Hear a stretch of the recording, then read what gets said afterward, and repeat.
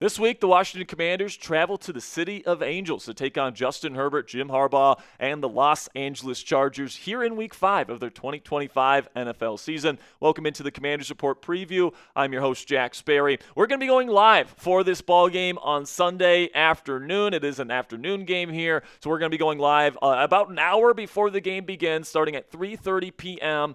Eastern time is when we're going to be going live. This is what the thumbnail is going to look like, so you guys know what to look for. Our watch parties have been doing absolutely phenomenally through the first few weeks of the season, guys. I want to thank you guys all so much for all the support.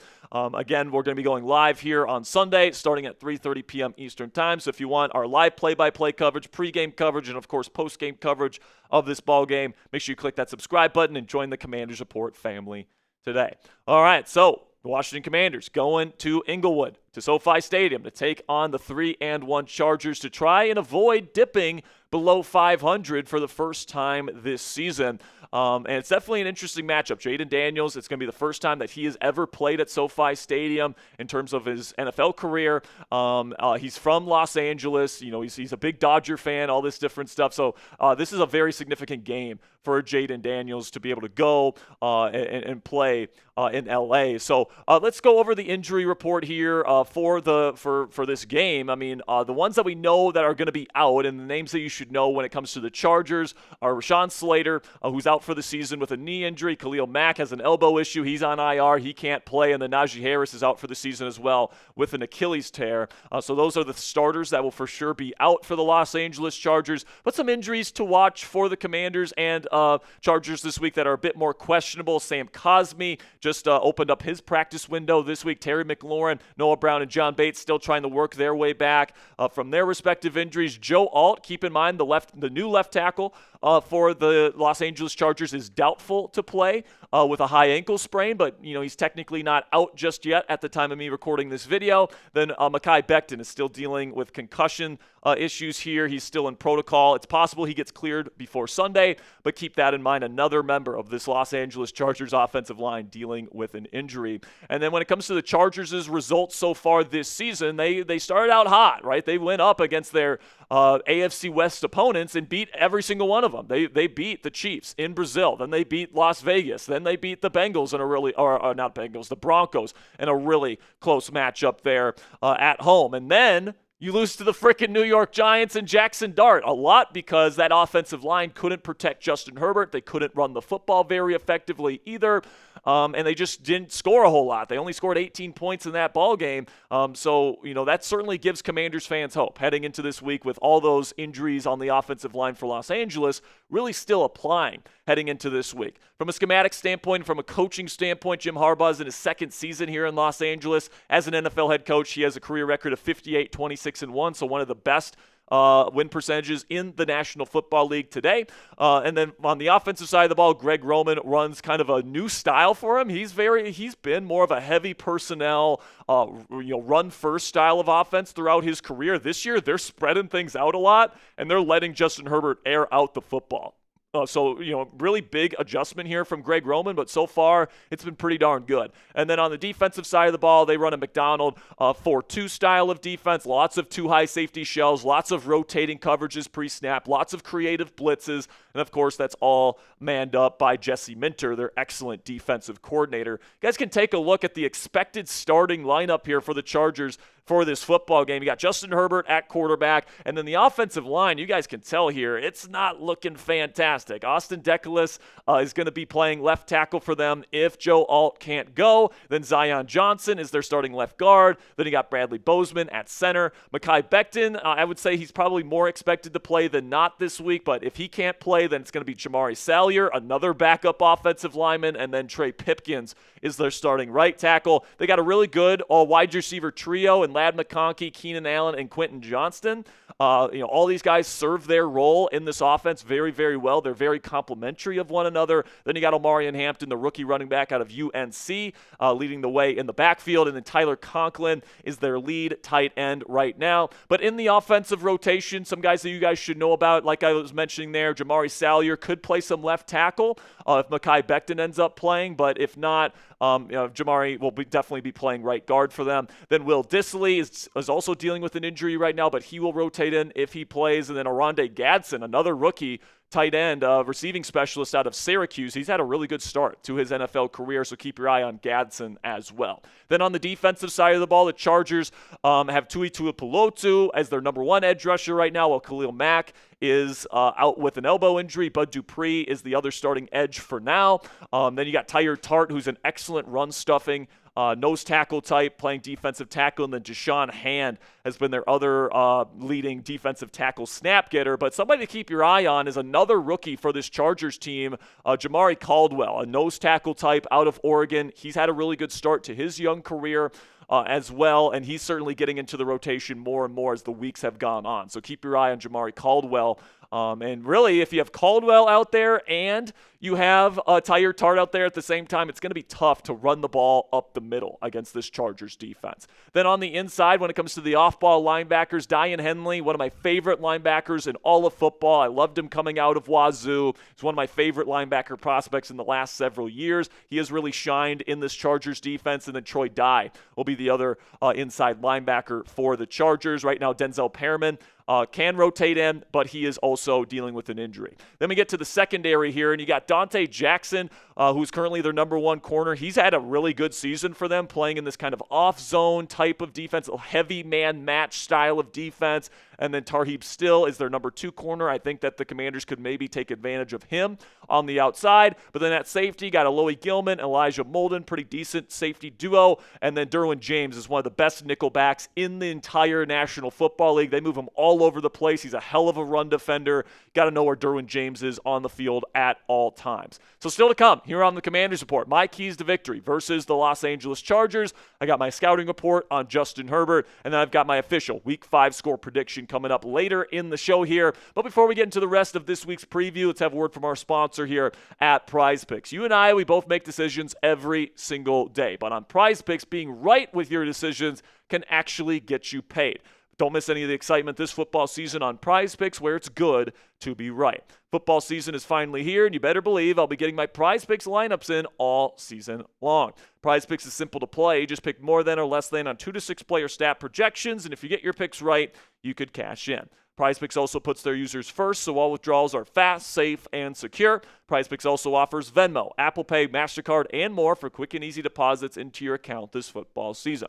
And a new feature from PrizePicks that I absolutely love is injury reboots. If one of your players leaves the game in the first half and doesn't return, PrizePicks will not count that as a loss. So you guys can take a look at my PrizePicks projection for this week's matchup between the Commanders and Chargers. I'm taking the more on passing yards for Justin Herbert against this really bad Commanders passing defense. I'm taking the more on Quentin Johnston receiving yards because I think he's going to toast Marshon Lattimore at least once or twice.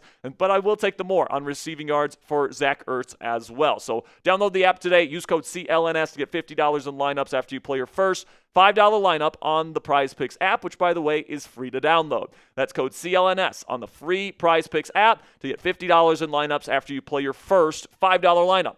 PrizePicks, it's good to be right.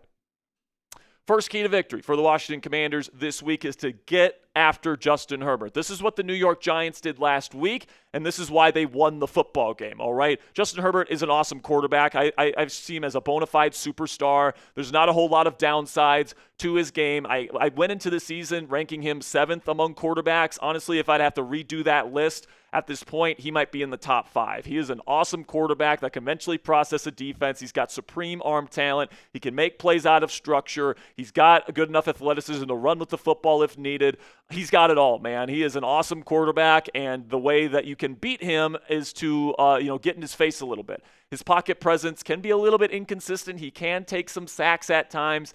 And if you can get after Justin Herbert, just like really any other quarterback, you can limit the impact that he can have on the game. So that has to happen. You have to get after him. That's what Brian Burns and the New York Giants were able to do last week, which is why they were able to hold this Chargers offense to just 18 points. And the good news for Commanders fans is that Washington's defensive line, has mostly been pretty darn good so far this season, all right? They also have shown some good things this year. I mean, they completely harassed Russell Wilson in week 1. They also did the same thing against Geno Smith in week 3.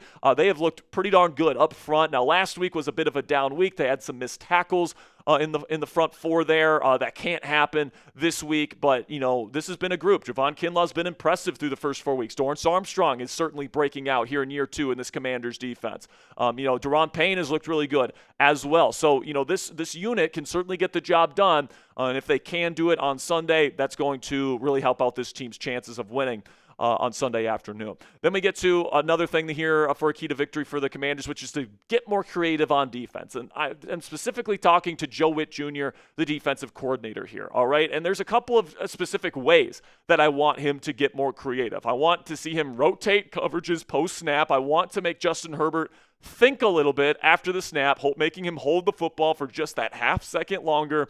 And then I want to play more games, stunts, and twists up front.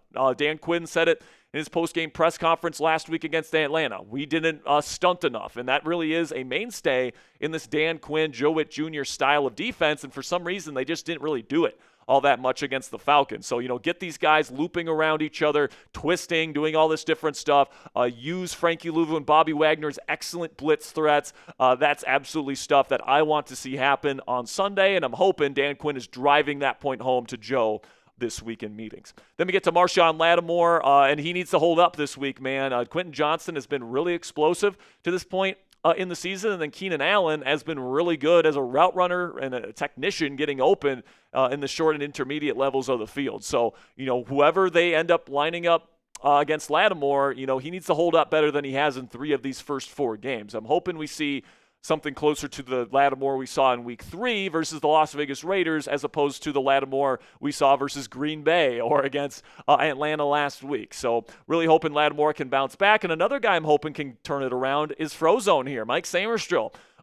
He's going to be going up against one of the best slot wide receivers in the game in Ladd McConkey this week. And Ladd can absolutely embarrass you if you are not ready for that matchup. So Sainristil has all the talent in the world to be able to handle a guy like Ladd McConkey. We've seen Sainristil do some good things in this league, but he's had a really slow start to the year. If Mike Sainristil can have a bounce-back game this week, that'll give them a big advantage. Then we get to another thing here on defense, which I want to see this team rotate Jordan Magee on defense more. Right now, he's only had 12 defensive snaps so far this season, but his specialty is speed and it is pass coverage. All right, 2 things that Bobby Wagner simply doesn't have anymore. And we have seen Bobby Wagner in a true 3-down role here absolutely get toasted in the passing game. And listen, man, when it's 2nd down and long, when it's 3rd down and medium or long, and the opposing offense is probably going to pass the football, it just doesn't make sense to have Bobby Wagner out there unless he's going to blitz. And, I've seen way too much this year.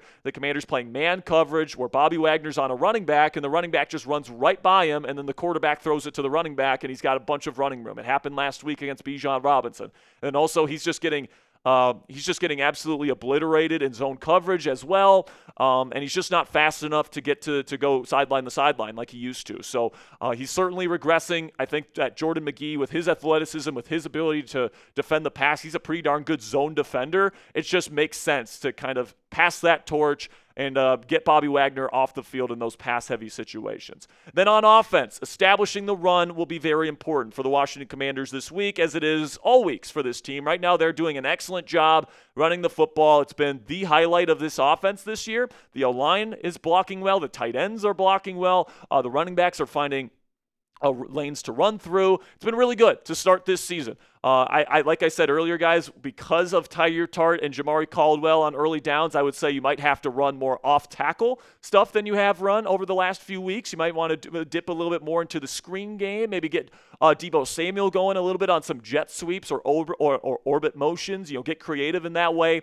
But you got to have success on the ground here if you want to win this ball game, in my opinion. But I think it's also important for Jayden Daniels, who will be playing in this game, by the way, to get the pass game rolling. All right, we've seen Jayden only play in 2 games this year, and it's not like the passing offense was absolutely lighting it up in those 2 football games, right? The last time we saw Jayden was against the Green Bay Packers, and I actually thought he played a pretty decent game in terms of decision-making, but this offense couldn't manufacture open receivers versus man coverage. So hopefully that's something that Cliff Kingsbury can do from a variety of different ways. You can do bunches and stacks. You can do pre-snap motion.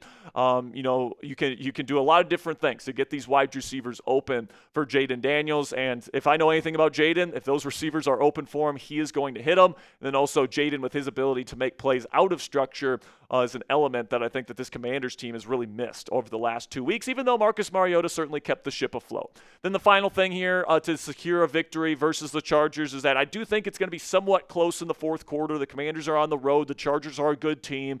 But you got to make the play late, all right? Most games in the NFL, when it comes to the final 4 minutes of the game, there's usually a play to be made, and the team that has that big, impactful play, whether it's an interception, whether it's a game-winning drive, whether it's a big play on special teams, the play that is made in the fourth quarter is usually the thing that wins close ball games, and I think that this is going to be one of those ball games. So I think the Commanders are going to make that play. I'm going to pick them to win this week, 23-21. I think that whether it's a Jayden Daniels touchdown drive to finish the game, whether it's a last-second field goal, I just feel like, it's going to be a close game. The Commanders are going to have the football, and they're going to find a way to get the victory. So it's your turn. Let me know down there in the comment section. Predict the score of Commanders versus Chargers for me down there in the comment section. I've got 23-21 Commanders. Let me know your score prediction down there in the comment section.